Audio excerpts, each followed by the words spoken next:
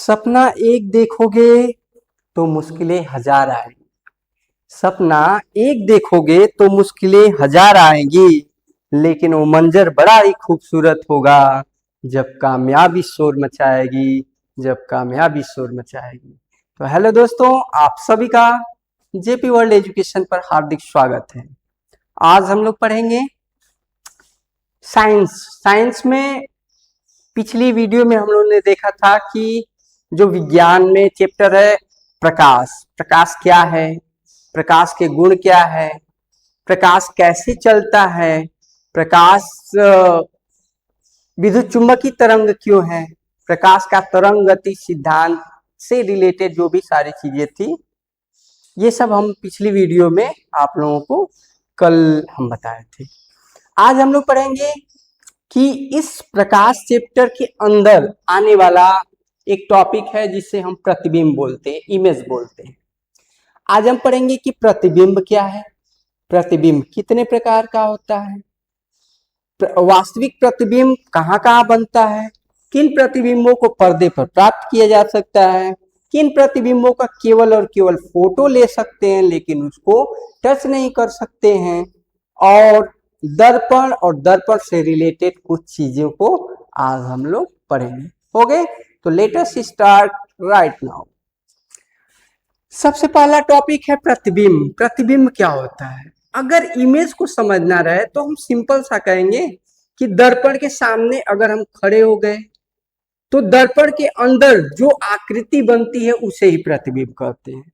अगर एक नॉर्मल सी भाषा में बोले, बहुत आसान शब्दों में बोले, तो सिंपल सा कह सकते हैं कि प्रतिबिंब के सामने खड़े व्यक्ति का प्रतिबिंब के अंदर की बनी हुई आकृति प्रतिबिंब कहलाती है।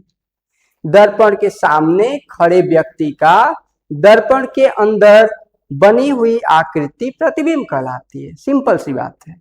लेकिन अगर इसको ऑफिशियली डेफिनेशन की बात किया जाए तो हम कहेंगे कि किसी वस्तु से चलने वाली प्रकाश की किरणें, किसी वस्तु से चलने वाली प्रकाश की किरणें परावर्तन के पश्चात जिस बिंदु पर मिलती हैं या मिलती हुई प्रतीत होती हैं, उस बिंदु को ही वस्तु का प्रतिबिंब कहते हैं।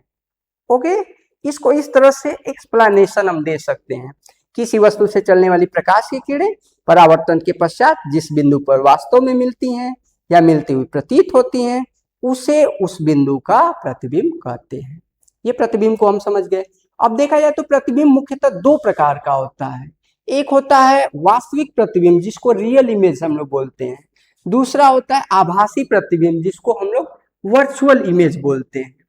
रियल इमेज का मतलब कि रियल में दिखाई देना चाहिए। जैसे हम कहते हैं रियलिटी, रियलिटी आप में ये जो चीजें रहेगी वो रियलिटी दिखाई देगी। तो रियलिटी चीजों को हम टच कर सकते हैं, रियलिटी चीजों को हम देख सकते हैं, ठीक।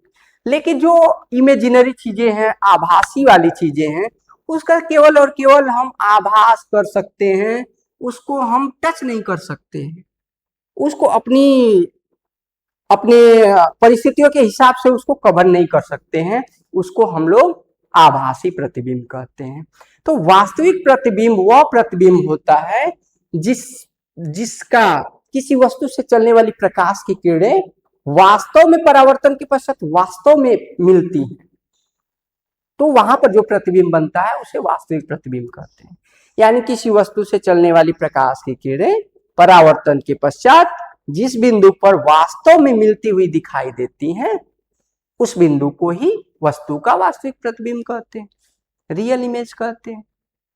अब वह जो रियल इमेज होता है, उस रियल इमेज को पर्दे पर प्राप्त कर सकते हैं, वास्तविक प्रतिबिंब को पर्दे पर प्राप्त कर सकते हैं।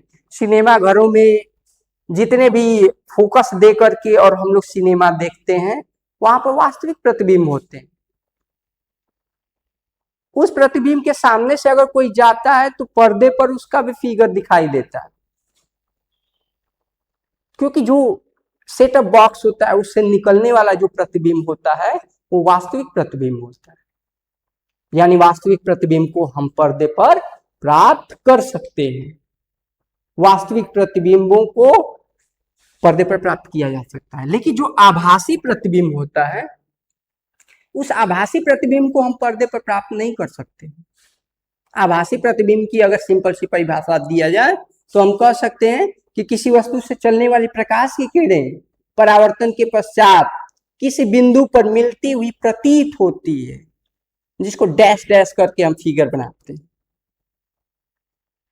तो जब किसी बिंदु पर मिलती हुई प्रतीत होंगी तो उसे हम लोग आभासी प्रतिबिंब कहते हैं, और आभासी प्रतिबिंबों को पर्दे पर प्राप्त नहीं किया जा सकता है। ठीक, अगर वास्तविक प्रतिबिंब की तीसरे पॉइंट की बात की जाए तो वास्तविक प्रतिबिंब जो होता है वो अवतल दर्पण से प्राप्त होता है या उत्तल लेंस से प्राप्त होता है। आभासी प्रतिबिंब वास्तविक प्रतिबिंब को उत्तल लेंस की 5 स्थितियों में प्राप्त किया जा सकता है। केवल और केवल उत्तल लेंस से एक ही स्थिति होती है जिसमें हम लोग वास्तविक प्रतिबिंब नहीं प्राप्त कर पाते हैं, जब प्रकाशिक केंद्र और फोकस के बीच में वस्तु रखते हैं तो वहां पर जो प्रतिबिंब बनता है वह दर्पण के लेंस के पीछे बनता है। उसी तरह से अवतल दर्पण में भी देखते हैं कि ध्रुव और फोकस के बीच में वस्तु जब रख देते हैं तो इसका प्रतिबिंब दर्पण के दूसरी ओर बनता है, जिसके कारण उस प्रतिबिंब को हम आभासी प्रतिबिंब कहते हैं। तो आभासी प्रतिबिंब को पर्दे पर प्राप्त नहीं कर सकते हैं, लेकिन अवतल दर्पण और उत्तल लेंस से 5 स्थितियों में वास्तविक प्रतिबिंब बनता है, और यह वास्तविक प्रतिबिंब सदैव उल्टा होता है। मतलब किसी वस्तु का प्रतिबिंब अगर हमारी आंख में बन रहा है, ये वस्तु वास्तव में वास्तविक है, तो उसका प्रतिबिंब हमारी आंख में उल्टा बन रहा हो। अगर कोई स्टूडेंट हमारे सामने बैठा हुआ है तो आंख के अंदर जो हमारी रेटिना है, रेटिना पर प्रतिबिंब उसका उल्टा बन रहा है, मतलब उल्टा बैठा हुआ है। लेकिन वास्तव में ये देखा जाता है कि जो हमारी आंख की जो सिलियरी जो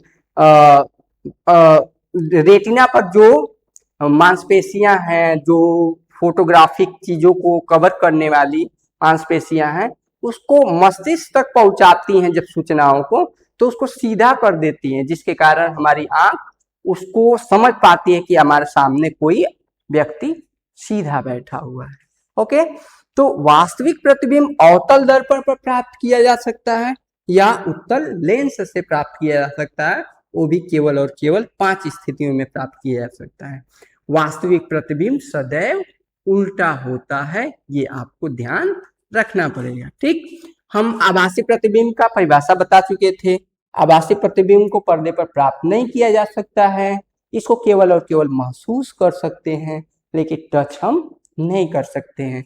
जैसे मान लेते हैं कि दर्पण के अंदर आपका, दर्पण के सामने आप खड़े हो गए, दर्पण के सामने जब आप खड़े हो गए तो दर्पण के अंदर आपका फोटो बन रहा है। उस फोटो को टच आप नहीं कर सकते, लेकिन महसूस कर सकते हैं कि हाँ आपका फोटो बना हुआ है। उसका फोटो भी क्लिक कर सकते हैं, खींच सकते हैं, आपके मोबाइल में आएगा भी, उस फोटो को आएगा, लेकिन वह वास्तविक प्रतिबिंब नहीं होता है, वह एक आभासी प्रतिबिंब होता है। इसलिए हम कह सकते हैं कि आभासी प्रतिबिंबों को पर्दे पर प्राप्त नहीं किया जा सकता है। आभासी प्रतिबिंब देखा जाए तो उत्तल दर्पण और अवतल लेंस से, उत्तल दर्पण से भी 2 स्थितियों में प्रतिबिंब बनता है, अवतल लेंस से भी 2 स्थितियों में प्रतिबिंब बनता है, और यह प्रतिबिंब सदैव आभासी और सीधा बनता है। यानी उत्तल दर्पण और अवतल लेंस से प्रतिबिंब आभासी प्राप्त होता है। ठीक, आभासी प्रतिबिंब सदैव सीधा होता है। अगर प्रतिबिंब आपका आभासी बन रहा है तो सदैव सीधा बनेगा। आप सीधे खड़े हैं तो उसका प्रतिबिंब सीधा ही बनेगा। ओके, तो ये चीजें हैं प्रतिबिंब के बारे में। और अगर अब जानना हो दर्पण के बारे में, यानी दर्पण को अगर देखा जाए तो हम कह सकते हैं दर्पण को हम लोग बोलते हैं मिरर। दर्पण को हम लोग बोलते हैं मिरर। अगर ये दर्पण भी देखा जाए तो दर्पण मुख्यतः 2 प्रकार का होता है। दर्पण मुख्यतः क्या होता है? 2 प्रकार का होता है। पहला होता है समतल दर्पण। समतल दर्पण, इसको हम लोग प्लेन मिरर बोलते हैं, प्लेन मिरर।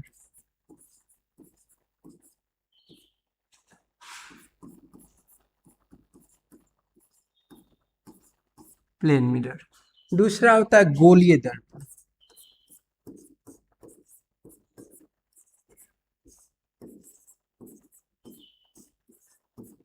गोलीय दर्पण, इसको बोलते हैं स्फेरिकल मिरर।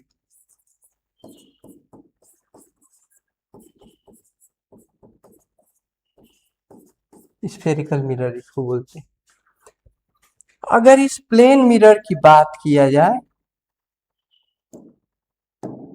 तो ये समतल दर्पण, समतल दर्पण का मतलब कि वह दर्पण जिसकी परावर्तक सतह समतल होती है उसे समतल दर्पण कहते हैं। वह दर्पण जिसका परावर्तक सतह गोली होता है उसे गोली दर्पण कहते हैं। तो समतल दर्पण की परिभाषा सिंपल सा हम ले सकते हैं कि किसी चौकोर आयताकार आकृति से, आयताकार कांच की आकृति से काट कर निकाले गए समतल परावर्तक पृष्ठ को ही हम समतल दर्पण कहते हैं। और अगर हम गोलीय दर्पण की परिभाषा दें तो कहेंगे कि जब कांच के खोखले गोली दर्पण से इस प्रकार से कोई कांच काट कर निकाला जाता है कि उसकी एक सतह पर लाल ऑक्साइड से कलई कर दी जाती है और दूसरे सतह से जब प्रकाश का परावर्तन होता है तो उसे हम लोग गोलीय दर्पण कहते हैं। अगर समतल दर्पण के बारे में देखा जाए तो समतल दर्पण से जो प्रतिबिंब बनता है यह प्रतिबिंब आभासी प्रतिबिंब बनता है। कैसा प्रतिबिंब बनता है? इससे आभासी प्रतिबिंब बनता है समतल दर्पण। समतल दर्पण का मतलब कि वह दर्पण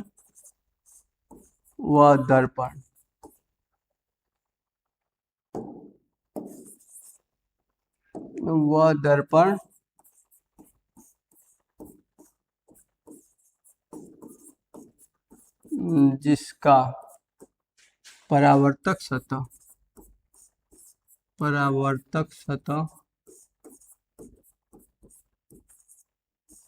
समतल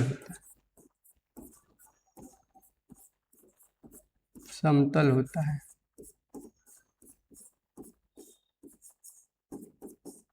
समतल दर्पण कहलाता है। अगर गोलीय दर्पण की परिभाषा में अगर देख करके लिखा जाए तो हम कहेंगे वह दर्पण जिसका परावर्तक सतह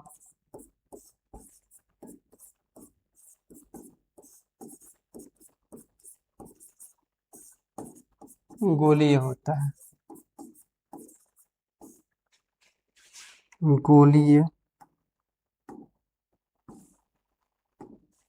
जिसका परावर्तक सतह गोलीय होता है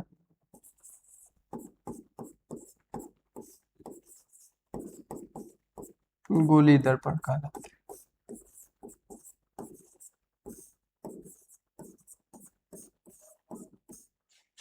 गोलीय दर्पण कहलाता है।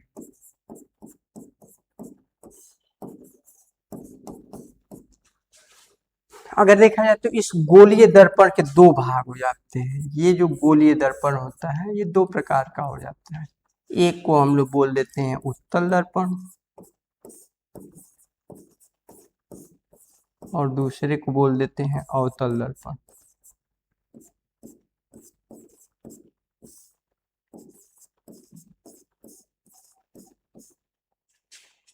इसको कन्वेक्स मिरर बोल देते हैं, कन्वेक्स मिरर।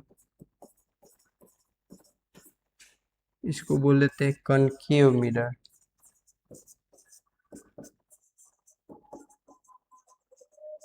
कनकेव मिरर बोल देते हैं। अगर उत्तल दर्पण देख लिया जाए तो उत्तल दर्पण ऐसे होता है। उत्तल दर्पण इसके अंदर की ओर कलई कर दी गई होती है, ये उत्तल दर्पण में आता है। अवतल दर्पण ऐसा होता है जिसके बाहरी सतह पर क्या कर देते हैं, लाल ऑक्साइड से कलई कर देते हैं। ठीक वह दर्पण जिसका परावर्तक सतह समतल होता है समतल दर्पण कहलाता है।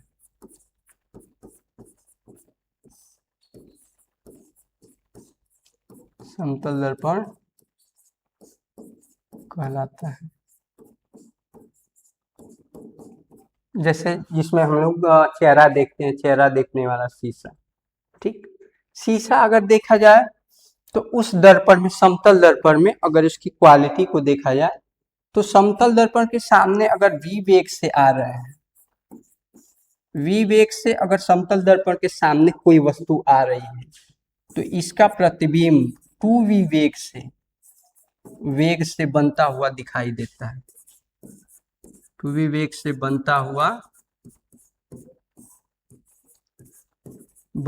प्रतीत होता है। मतलब कि अगर दर्पण के सामने आप 50 किलोमीटर प्रति घंटे की रफ्तार से आ रहे हैं तो दर्पण के अंदर जो प्रतिबिंब बनेगा वह 100